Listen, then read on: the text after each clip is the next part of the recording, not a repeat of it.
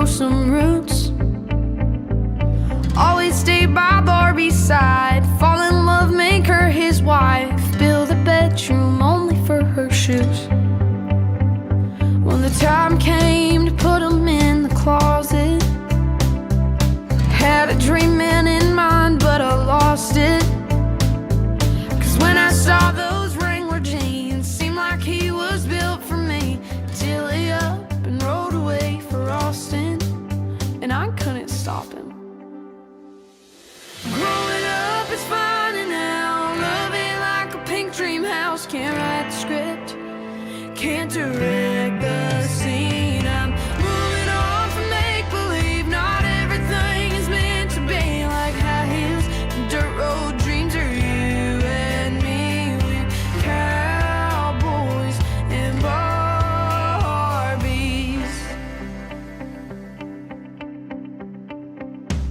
What we had, I thought it was long-lasting, but I guess it was made of plastic. Once it landed, it got broke. Bucked off my first rodeo. That childlike love lost all its magic. Growing up is fine and now, love ain't like a pink dream house. Can't write the script, can't direct the scene. I'm moving on from make-believe. Not everything is meant to be like high heels and dirt road dreams. Are you and me? We're cowboys and Barbies. Now introducing the heartbroken Barbie. Comes with a tissue for crying at parties. Chocolate ice cream and rom-coms and no boyfriends. Maybe I should settle for a Ken. Growing up is fine and now, love ain't like a pink dream house. Can't write the script, can't direct the scene. I'm moving on from make-believe. Not everything is meant to be like high heels and dirt road dreams. Are you and me? Like a locked box and a lost key. You're a cowboy and I'm a Barbie.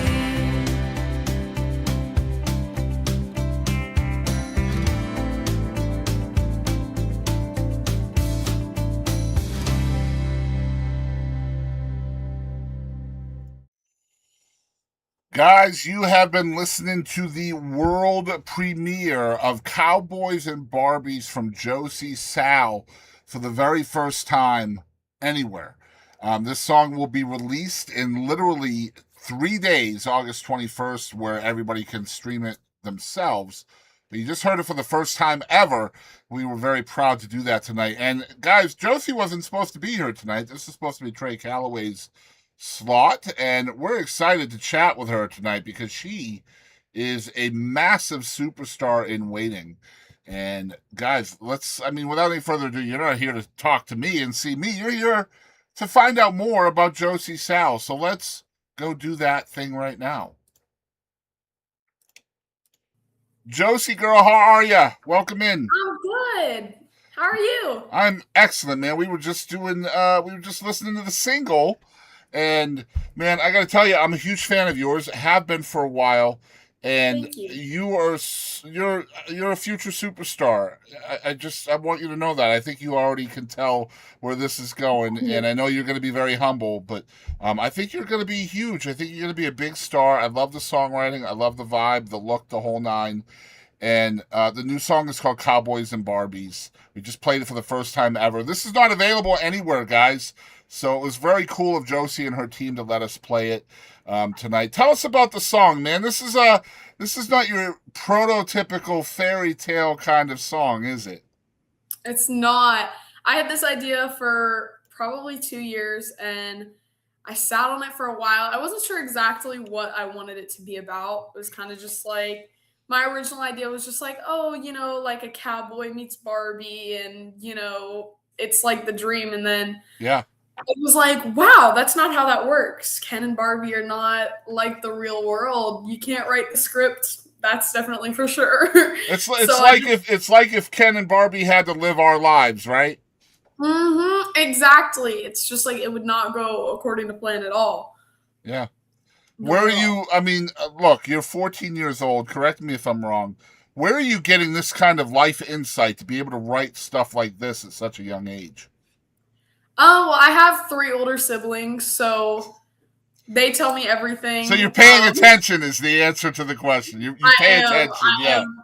I'm paying attention, and I also feel like I mean, I'm kind of living in a little bit of an adult world too, so it helps, and I'm very observant of the things around me, especially my siblings' life. I'm sorry, they sometimes I'll give them a song, and they're like, "This sounds really familiar. Where'd you hear that from?" I'm like, I don't It's know. your story, bro. Yeah, It's like I man. don't know. It's definitely not your words at all. Josie, when did I know music is uber serious to you. It's obviously what you do, and even though you're only 14, it probably feels like a career to you. But when did this really get serious for you? Not only as an artist, a songwriter, all of that, to where you're like, man, this is what I want to do with my life. I think honestly, this is. I feel like from the first time I ever sang was kind of. I just felt it. I was like, this is what I want to do. I started realizing that I could do it probably 3 years ago when I got to sing with Lainey. That's when kind of everything picked up, and I started. We started getting shows booked. I started writing music and recording. So probably 3 years ago was whenever I was like, "Oh, I'm doing it." I guess. And was the idea or the seriousness, was it internal? Was it something where, it felt good, it made you feel good? Was it or was it more reactionary? In other words, like, you're performing music, you're writing songs, and the way people react is what makes you feel good about it. I think a little bit of both, but it was also something where I was just like, it felt like it was meant for me, just music in general. I've always loved music, and writing was a big thing that I didn't realize I did, but I would write down everything. Every little thing that happened, I would write a whole story about it. I would like write a make believe story that was based off something little that was true. So I think it was just something that I realized was like, oh, I've kind of always been meant to do this. I just didn't realize. And what's family support been like for it? I imagine it's been pretty good. If I mean, we're just looking at some of your stats, 1 million streams, 10 artists to watch. It's performed with people like Jelly Roll and Lainey Wilson and Gavin Adcock and all of this stuff. So I imagine everybody should be all in, right? Oh yeah, my parents, they've always been the parents that would chase any dream we wanted. Yeah.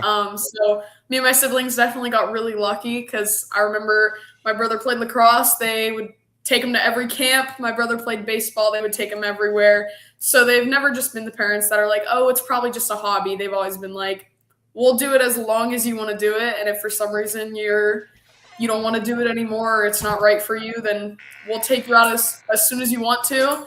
So, I mean, I definitely couldn't do any of it without my parents, but my Josie, siblings. I absolutely adore that you understand that is you being lucky, that you won the parent lottery. And I love that you recognize that, right? Because that is very lucky to have parents that put their own things to the side to make sure all of their children get to do the things they want to do. I think that's awesome that you recognize that. Not just that they do it, but that you understand the gravity of that, right? So what's it look like for you from the standpoint of being in a very adult-orientated business, as you mentioned, but also maintaining a kid life, a childhood, so to speak? Yeah, I think I mean I've always hung out with my older siblings and I've always had older friends, so it's not that unusual that um I'm doing stuff with adults all the time, but I still come back home and hang out with all my friends. I still have my friends back home, and I think it's not really that big of a change for me. I thought it was going to be a lot more drastic where it was going to be like, oh, this is work, but honestly I'm having a blast, and I feel like I do online school, and I always think like, oh, like would I like it more if I went back to school? But then I'm like, nope, because the stage is so much better But than there any is hall. times that you miss it, right? That normality of just going to school and hanging out with friends and, kind of hanging out at the Whataburger parking lot, after school or something like that. You do miss those moments, right? Definitely. I mean, it's also just I feel like it's not that I'm like, oh, I'm missing out, but it's also like, oh, they're living such different lives. Well, in a way, they're And missing out too, right? right, I Yeah, know I'm like, hey, your prom, I want to get ready for CMA Fest. yeah, It's okay. right. I'm like, I could still get all dolled up in a dress and go have fun. So I don't think I'm missing that much, but I definitely am like, oh, what would it be like if I was going to homecoming? Yeah. So, man, the life of an artist, especially a young artist, is very hectic, and it's an on to the next kind of business, right? Like you can never really stay in the moment because if you stay in the moment, then you miss the next thing, right? Do hmm you take time to kind of reflect on the things that are happening to you, not just from a positive standpoint, but perhaps some of the negative things that may happen as well? Yeah, I definitely think, and I think it comes also out when I'm songwriting because that's Yeah, usually whenever I'm writing about life, and I'll be like, huh, what an interesting life I'm living. So I definitely do, especially songwriting and ideas. Those are usually the longest times, especially if I'm by myself jotting down ideas. I'm like, oh my gosh. Yeah, because I mean, let's be real, right? 14 years old, playing a show in front of 26,000 fans alongside Jelly Roll, right? That would seem to me like if I lived that, I would need to take a moment, right? Like just I would be sitting in a corner somewhere with my headphones in, just kind of taking it in, bro, and like, holy crap, this is cool. And I think you have to take stock of the things that are happening for you, right? Yes, definitely. I think especially after the whole Jelly Roll thing happened, I remember I was Snapchatting my friends and I was like, it just hit me that this is like my life now. Like I just sang in front of 26,000 people with Jelly Roll and that's just like gonna be normal for me. I was like, Yeah. that's crazy. That's so crazy. So it definitely I get like little moments, especially when we're in the car for driving to Nashville or something.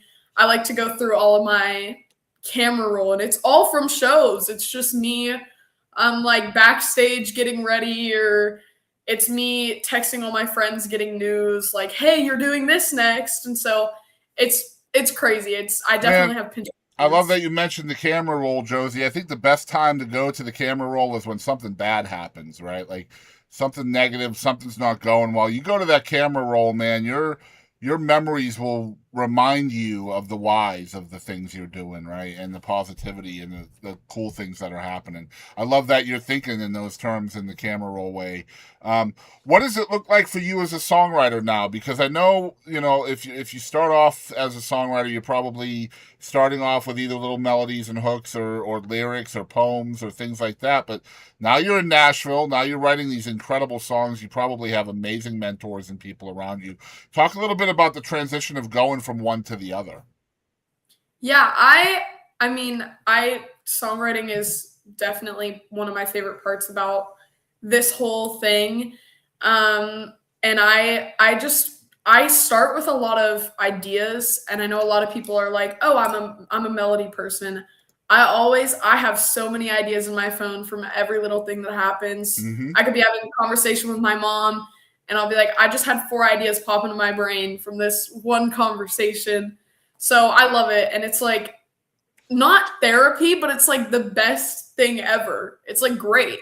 Yeah, it's a sense of accomplishment, right? Just getting it out there Mhm. and whatever. What's it like for you to go into a co-writing room? Because I know if you're in Nashville, you're probably scheduling rights at this point and stuff like that. And I know it can be very, very, very pressure filled to make sure you have something to bring to the room with you, right? Yes, it definitely is. I have been lucky enough to write with incredible writers. Chris Sly is probably Mm-hmm. one of the artists that this or writers that this would like makes the most sense with because I remember going in and I was like, oh my gosh, he's a big writer. What if I get writer's block or what if this happens and what if this happens? And I got in there and then I was like, he's also just a normal writer. He's Yeah. just a normal person. And we went in there, we wrote one of my favorite songs. I'm releasing it after Cowboys and Barbies. So I it's just so crazy that I've gotten all of the connections that I've gotten so far, and so it's just so much fun to be able to write with all these people. Are you sponging a lot too? I imagine you are, right? Just trying to learn and take in everything you can. And when you're sponging like that, do you go home and then try to apply the things you've learned in a practical way? I do. I take a lot of like little mental notes on things that certain people do that I'm like, oh, I need to try that. So I have been doing that a lot, a lot. I love it. And Cowboys and Barbies is going to be out August 21st, living the life of a new single release. Talk a little bit about promo and having to do all the social media things and all of that. That's pretty hectic, the business side of things, right? It is. It's also exciting. I mean, I love it. I'm so excited. And whenever I think of things, I'm such a big picture person. So as soon as I wrote Cowboys and Barbies, I already knew exactly the way I wanted the video to be. I knew every little detail I was going to have in it. And I had all these content ideas. I was like, oh, this is going to be perfect. I'm going to have this and this. And I'm super excited. I was just talking to my mom this morning. I was talking about how I should go around to like little fairs and stuff and find like cowboys and be like, what makes someone a Barbie? Or I think that's little brilliant. things that Yeah. are Do you spend a lot of time thinking about things in those ways, like supplying content to social media and stuff like that? Definitely all the time. My mom does too. My mom she does a lot of my social media. She helps with all of it. So it's always me and my mom's brain is just, I do all the creatives and she's always like, okay, we need to post it this time and we need to do this and this and this. Yeah.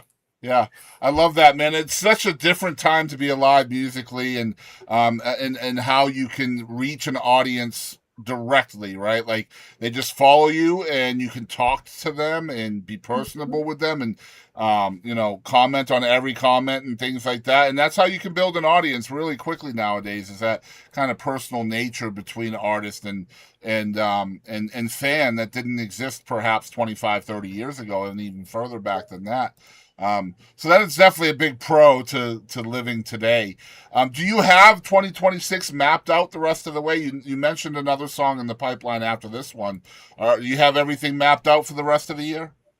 Yeah, we have as much as we can. Of course, some things just pop up and they're like, hey, can you do this? And then of course I take every opportunity I get. But my plan is just to release music, write as much as I can, get many more songs that I'm proud of. So whenever the time comes, I want to work on an album, I can be like, these are my favorite songs. So right now I'm just trying to write as many songs as I possibly can. Yeah. And just collect them so I can find my best ones. Because I I love feel that. like right now I have a lot, but I don't have enough to be like, Yeah, oh, it's about quantity and quality, right? Like you have to hit both boxes on that, I think, and that can be very difficult, honestly. So yeah, it is Josie Sal here for the first time here on the show. Hopefully, it won't be the last. Next song comes out, I hope to chat with you again then, and for everyone after that, for that matter. It is josiesal.com is where you can follow along with everything this young lady has going on. You can go to the website right now, and this is a new thing. Fairly recently, pre-saves are really important nowadays, okay?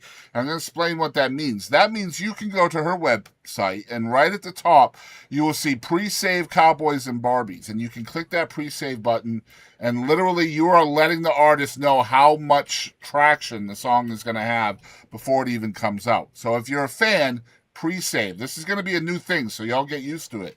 I'm not sure how I feel about it, but we'll see. Josie, I appreciate you coming on, and like I said, open invite whenever you'd like to come back. Thank you so much. Thank you. I appreciate it. You're very welcome, man. Enjoy the life of the song, and I'll see you soon. Thank you. Thank you for having me. All right, you have a great night. You too. Bye-bye. All right, guys, that was the one and only Josie Sal, and I'm telling you guys, y'all need to be following that young lady because she is going to pop off.